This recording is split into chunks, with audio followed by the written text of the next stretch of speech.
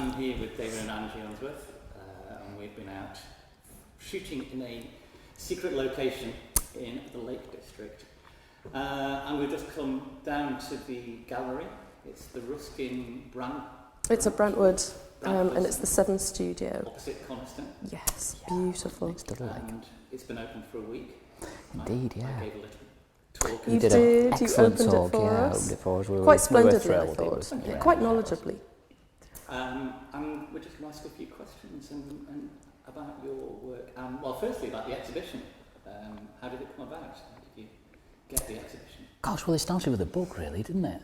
Yeah. I mean, they started selling our book. We did a book a couple of years ago, which probably most people know about. But they started selling it and got really interested in what we were doing and the fact that we were using Ruskin's teachings and Ruskin's philosophy, but doing contemporary photography work. You know, but based on his his life and his philosophy. So they got sort of quite interested in what we were doing. Started selling the book, and we were thrilled when they put one in their library. They thought well enough of it to put one in the library. So that's it. Yeah, which was great. It gave us a great sort of vindication about what we were doing. You know, we sort of knew we were on the right lines. If people like the Brentwood Trust were taking us seriously as artists, also trying to reinterpret Ruskin's thoughts and teachings into a more contemporary context. So working with sort of like obviously the large format photography, it's quite a contemporary way of working, or what we do is a quite contemporary way of working. And they sort of really got what we were trying to do, which was great for us. And it just sort of stemmed from there, didn't it? They asked us to do this slot, and it was good because it was a year ahead, so we had time to plan, and it just works really well. Time to plan, but these things come along so quickly. There's a lot of yeah. How many pictures have you got in the room? There's 20 pictures in the room. They're originally 22, but we weren't happy with how they'd scanned. We wanted more detail in them, so we dropped 2. And there are 20, 24s or 30, 36 and a 40 by 50. 40, that's right, yeah. 6 by But they really 5 have to be, yeah. because of the camera we use. We use a 10-8, and it's only when you start doing really big prints of these things that you sort of realise why you go to the lengths that you do, why you carry these huge cameras around, and it's only when you do big exhibition prints. And we want them to be doing quite contemporary framed as well, so we sort of went through a lot of trouble about how we framed. We wanted them to look really crisp, really sharp, so that it was just about the image, really. The image was everything, so your eye wasn't distracted by a fancy frame or the way it was framed. It was just all about the image. That had to be key. And we've struggled a little bit in this because the lighting's not great in this room. There's big windows, and it's not great, but it's nice, and it's a nice starting point, because obviously this is hopefully going to be the start of many. So it's nice to sort of start, and it's quite an intimate space. It's quite a nice place to start. Everybody's so friendly, and we had lots of our sort of friends around, and it just felt like a nice place to start. And it was a very busy launch, wasn't it? It was, a lot busier than we thought. 65 people, so and they good. got it as well when they were looking around. You could, they were coming back and coming to you and saying, the printing's fantastic and the detail's fantastic, and it's very textural, and people who you didn't think would maybe get it, get the artwork, get the photography, were really tuning into it, which was important, because you could tell that they were just. It was along the same lines, and obviously what we're putting into it emotively is coming back out again. It must be quite fun for you, because presumably you don't see these pictures printed that large very often, and especially not all in. No, and the trouble is working to commission as well, because we do a lot of sort of commissions, and when you do that, you sort of you do the prints, you do, and you're more worried about getting them out there and making sure they get to whoever they're for safely. You don't actually have time to sort of stand back and look at them. And they're all done in sort of quite piecemeal way, so it's nice to get a sort of body of work together.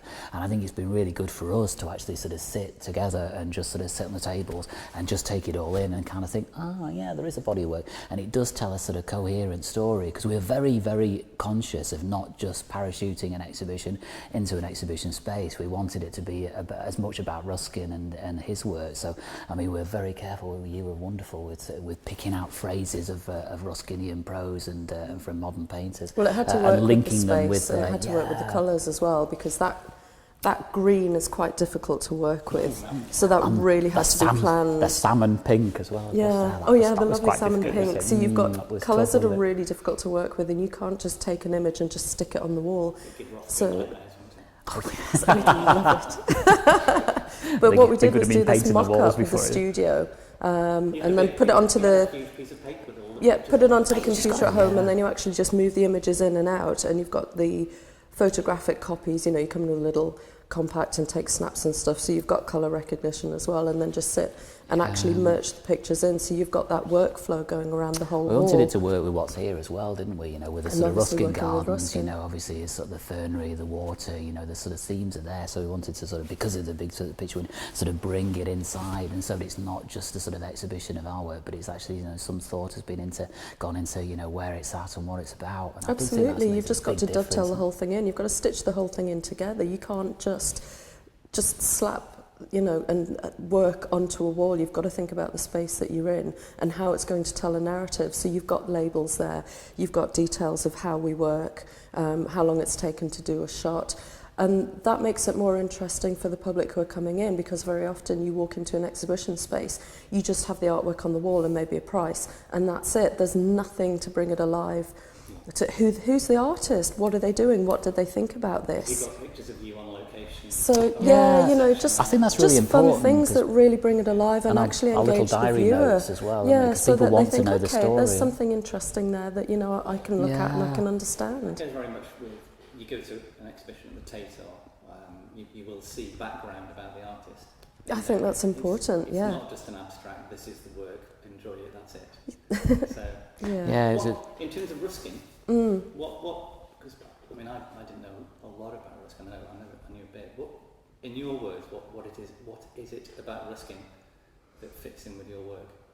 For me, it's stumbling across him when I moved back to the Lake District about 10 years ago, and I'd always been to Brantwood when I was little, and read little bits, and then as I was doing the photography and doing more and more, I kept finding phrases of his that aligned with how I thought about the world and going, well, okay, that's a coincidence. Right, that's what I think. And so it built up from there. And then you find this incredible alignment of beliefs that this man had, you know, the 100 and whatever years ago. You know, he's born in 1819 and went right through the 1800s, saying a lot of stuff that are contemporary now. You know, he was raging against the fact that the working man were being turned into machines, you know, that he needed to have that creativity that was allowed to be expressed. So he was lauding the stonemasons, you know, people who had real crafts that we really want to bring back today. Is it anything to do with the arts and crafts movement? It was a forerunner to it, but I mean, it stems from, I mean, it goes right back to the sort of romantic ideals, you know, this sort of, you know, I mean, the English Lake District is a great place of, you know, the romantic sort of, you know, sort of poets. They all found inspiration from the landscape, and Ruskin was another sort of interpretation of that kind of base philosophy. I think to my mind, he also had this wonderful sort of idea of a truth to nature, which is an idea and a sort of that I've loved for all my working life now. I've worked with it in my sort of arts, but now I'm doing it with the photography. What does that mean? It was basically what's the pre-Raphaelite Brotherhood were very keen on this sort of ultimate truth to nature. So it was direct observation. So it wasn't stylized. Yeah, it was a very direct way of working. So they'd go and they'd paint all day, you know, all week outside, you know, but very, very meticulously. And the idea was to have an absolute sort of representation, not what you think the landscapes would look like, but actually what is there, you know, what, and Ruskin was right at the sort of forefront of that. And I've always photorealist type. Well, he sort of is. I think that's why I've come to photography. It's sort of from a sort of different sort of perspective. But you know, if you, I made my living as an artist for many years, and in the arts world, you know, you can put so much sort of nuance and so much interpretation into a piece of work. But I love the sort of ultimate truth to nature. To me, is a photographic reality, because you know all you've got is what's there. You know, you've just got it. All you can work with is what's in front of you, and actually that's enough. That really is, when you really scrape it down to the bones, you know, that's enough. You know, it's just about your interpretation of landscape, and it's a very direct way of working. You know, you can't fudge it, you know, which you can in the art world. Yeah. And it's very relevant for the Lake District because it's been so over-painted and photographed, and you know, calendars, postcards, you know, they've been done to death, and people think, Yeah, exactly. People have a template. And he had this love of the earth that said, look, even beneath your feet, there's just beauty. You know, there's there's mountains in miniature within a stone, and it's talking about looking beneath your feet, and it is beautiful. There's so much more there still in the Lake District, that if you only look and only see, you can see the beauty there beneath your feet. Yeah, and that's what our work is trying to do. You know, it's trying to sort of say, you know, there's whole landscapes out there that haven't been discovered. You know, I think people come to that, even in the Lake District, well, almost especially in the Lake District, because if you can hone your skills here, and you can avoid cliche, and you can avoid repetition, you can get past what everybody else has said about landscape, and still find something that's truth and that's still relevant. I think it's a tough crucible to work in, but I think that's really good. It really pushes you into. Today we were half a mile from Hodge Close and we wouldn't have it. Exactly, yeah. It was brilliant, wasn't it? Nobody it's just all so day. quiet and still. But the lakes is wonderful for that. It's sort of intimately infinitely entwined. So you know you can just lose yourself for days. You know,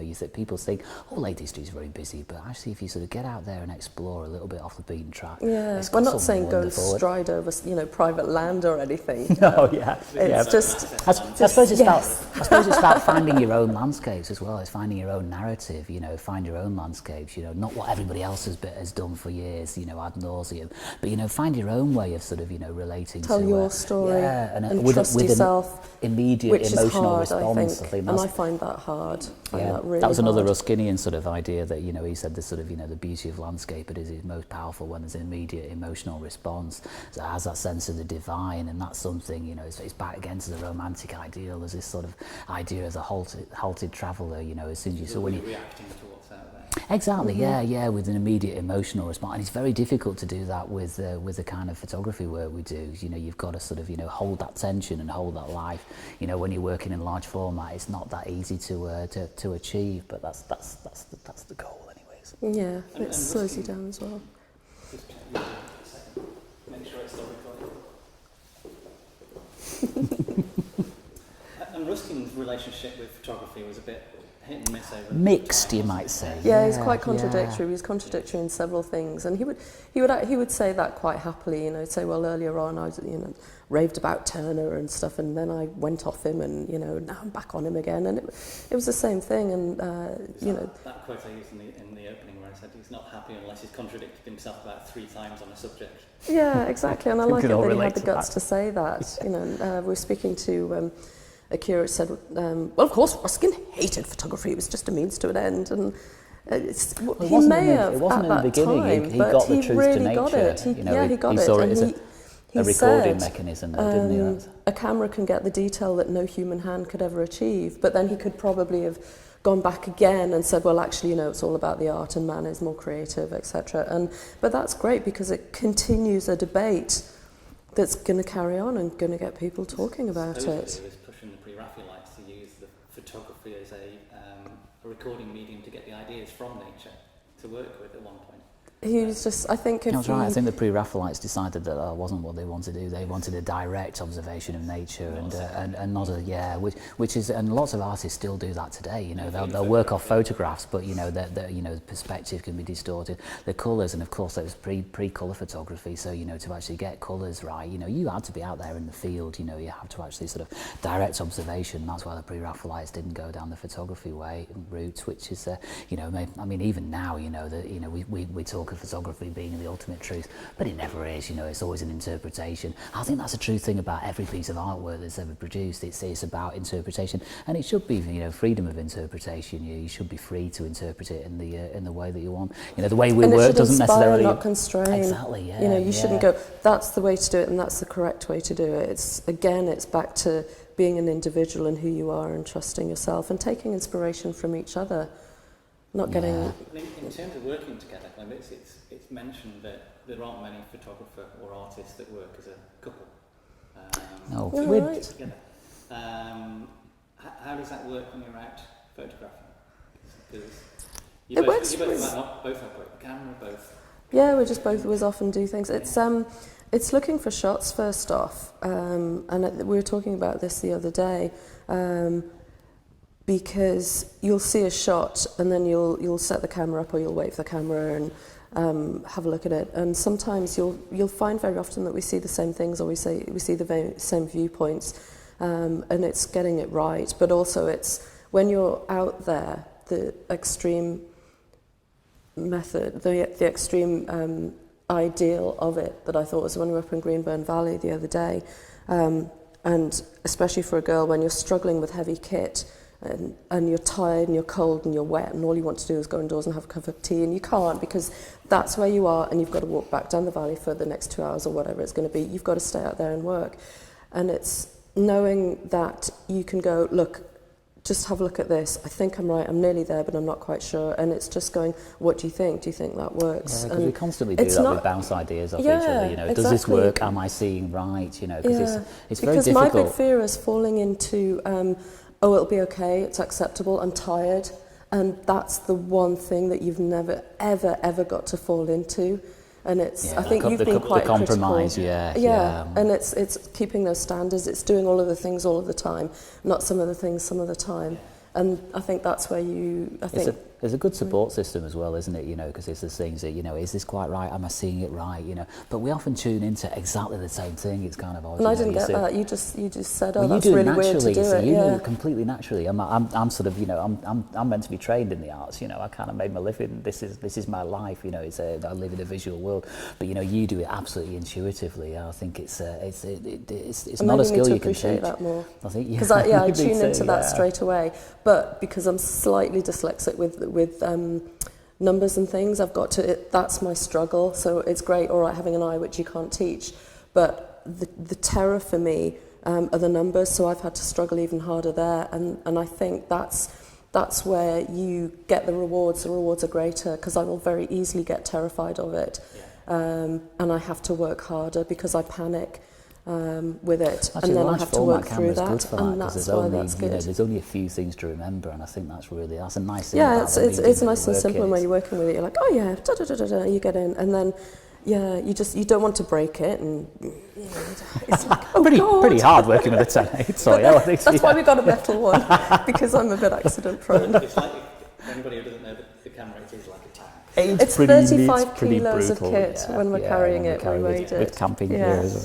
And we were looking at it, going, "Should we get a wooden one?" And you just kind of went, "Well, you know, you are a bit accident prone." When you're on 35 kilograms, saving 1 kilogram or 2 kilograms isn't going to make a huge. No, absolutely. No, have a bigger flask of tea. Also, it's pretty cruel environment. I mean, we do a lot of sort of work out in the high fells in the winter, so you know we need something that's going to stand up to that. They do get a bit. And it will come back with frost on the inside of the bellows, and it still works. It's fantastic. Yeah, you know, you're not worrying about the sensor and, you know, shaking dust off the sensor and you know, and the elements dropping inside. There's also something about sort of, you know, working in that. I love the physicality of these big cameras. They're great to work with.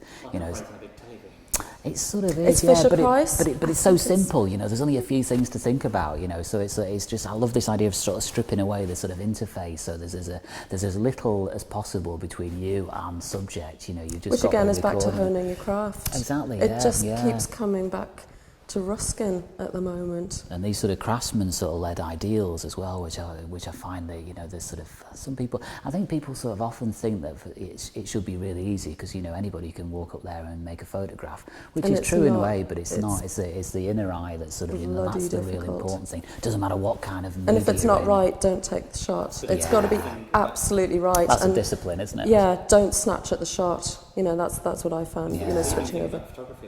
That you can just go. Well, I really like that. I love the egalitarian nature of photography. You know, anybody can get out there and anybody can make photographs, and I think that's wonderful. That's brilliant. It's just it's made so acceptable now to anybody. You know, you can have a compact, you can have a DSLR, you can go out there and do it, and that's wonderful. You know, the fact that anybody can go out now. Yeah, because not anybody wants to make photographs like we do. It's pretty hard work most of the time. You know, and you sort of maybe make one photograph a day if you're really lucky, and it's not the way most people want to work. Yeah. With one photograph in one day, that'll be. That's good. That's a great day. Yeah. That's good. If it's not right, don't take the shot. Camp overnight to get that as well. Yes. Yeah, absolutely. Yes. Yeah, I think you do. We've got a picture on the wall, which is one I took with the tent all pitched up in snow, and that's just one of the favourite shots because that was a good day. So many memories there, and just this thing just looks so crazy. So there's a story there as well. Yeah. You know. That would be really funny. Actually, it's great. I mean, that's one of the best pieces of photographic kit we've ever bought. Is a mountain tent. It's just brilliant, you know, because if the weather gets really horrid, if it gets really sort of snowy or wet, you just kind of, you know, sort of zip the tent up and you just kind of drink tea. Yeah, just drink tea, and that's good because that's your wind chill exposure sorted. You know, that means that your well-being's sorted. Yeah, because if you're comfortable where you're working, there's no question. You can stay out for the whole day. I should point out that Angie, you work in an adventure. Yes, I work for Adventure Peaks, which is an expedition and trekking company worldwide. So, being the women's wear buyer, working with my colleague, men's wear buyer, we're buying in extreme expedition kit. So for summiting Everest, so you'll come in and you'll have you know, the down suits and things. Which We might have to chat with you about an article for the website about weather kit for photographers. Yeah, Well, definitely. Oh actually, God, it does yeah. make All a the guys, all the difference, you know, gadgets and stuff, they'd love that. And it really does make a difference. If you're comfortable when you're out on the hill, it does make a massive Absolutely, difference. that's one You thing can I've work. learnt as well. You know, when you are comfortable out on the hill, your mental well-being's better, your physical well-being's better. It means that you can stay out longer and you're not so tired, you know. And I think it's like when some people used to say, oh yes, no, you know, we're fine, it's woof, we can stay out and brave the elements. But actually, you're doing weaker work because you're tired and you're cold, and again, you drop back into, you know, that's acceptable. If you're stressed, you're far more likely to. Yeah. Yeah. Oh, I'll Photoshop it. Yeah, or I'm cold, I'm God, hungry. no. I'll just make the shot and then you know And then leave. then walk It out. never works. You can't get the shot right afterwards. It's that, oh, I'll grab at it and force it to work. Never, ever, ever, ever works. And you put the camera in the port of the tent, I believe, as well. Yeah. Well, again, Yeah, it just keeps it away from the elements. You know, I mean, the worst thing about working with a really big camera like sort of, I mean, 5.4s are bad enough, but 10.8s, they're dreadful. Any sort of breath of wind on them, you know, just sort of rocks and bellows slightly. You've got about a quarter of a stop and allowance. Yeah. So we sort of, you know, it literally is just a windshield around the camera, isn't it? It's most of that the time. tight. You know, you've got to get it absolutely right. And I think again, it And really it's makes you comfortable hone your environment. craft. You know, terrifying. Yeah, we use a lot of As a long girl in a lenses guy's as well, world, don't we? I think. I find it terrifying. That's scary. So what's next? I mean, this exhibition is up for another 2.5 months. January It is, 13th? yeah. It's up till January the 13th, which is brilliant because it's through the Christmas period. And also Emma Thompson's doing her film about Ruskin and Effie. So it's absolutely in line with that. So the interest is there. So Yeah, it seems good to be on the do it. cultural radar now. This sort of, Yeah. you know, Ruskinian thought is coming right back in vogue. You know, it's been a long time out in the wilderness, but I think people are now sort of looking, you know, they're looking at the sort of, you know, the craft in the arts as well as just being applied art. For a long time, the arts has all been about, you know, some things that are new, things that are exciting. Some things that are sensational. It's But I think cyclical, now isn't it? it's It's shifting. people are coming back to this sort of, you know, the idea that, you know, there has to be a craft behind an art, you know, and Well, I it's almost spoke as to a lady important. the other day who said that the States is actually already going back to analog. So they've gone through the whole instant consumerism, gadget grabbing element of it, and where the States goes, yes, we do tend to follow, and they're already going back towards, you know, Ansel Adams' craft, back to, the analog side of photography. So it's interesting seeing that. And after the exhibition, what's in the pipeline? Well, we've got to look at getting this second volume. Yes. Yes, printed, a second book. Yeah, which we're is- finally going to do that. Yeah. It's the season, aren't they? 'Cause the first one is... The first one Yeah, was first one's broadly spring, spring-summer, Yeah. and then the second one is great because it's autumn-winter and everybody loves snow. They love extreme rock and ice, you know, and so do we, you know. And we've learnt not to do rubber on ice, so we've learnt about crampons, which is good. So, Yeah, that's for Yes. next year, and then sort of hopefully more exhibitions as well. We'd like to sort of do It's more building. exhibitions because we've got so much work, and it was, you know, we've got enough work. There's for, you know, there's sort like of major. 7 years of work because we were quietly working under the radar since about 2005, just getting this body of work together and learning really what worked for us, because we started with a Nikon DSLR way back in the day, and then with the Blad, and just worked up from there with a 5x4, and it's film, it's large format, definitely. You get that majesty with the 10x8. So when you're looking at great end, you know, you get up to the top of Grain's Gill, and you've got that majesty of the rock face right in front of you. You don't get the perspective distortion. It's just incredible. Back to the truth to nature sort of us. thing, really, isn't Do you it? think the difficulty in using it is something of an advantage sometimes?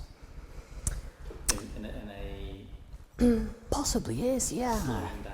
I think it is, yeah, because Yeah. our sort of, it's like we sort of joke. We did a few pieces with a journalist, and he calls us a slow photographic movement, Like the slow food movement. which I think is quite Yeah. sort of nice. You know, it does, and there's no doubt about it. I mean, That it was physically Ron slows you Turnbull. down, but I think He's- mentally yeah. it sort of slows you down as well.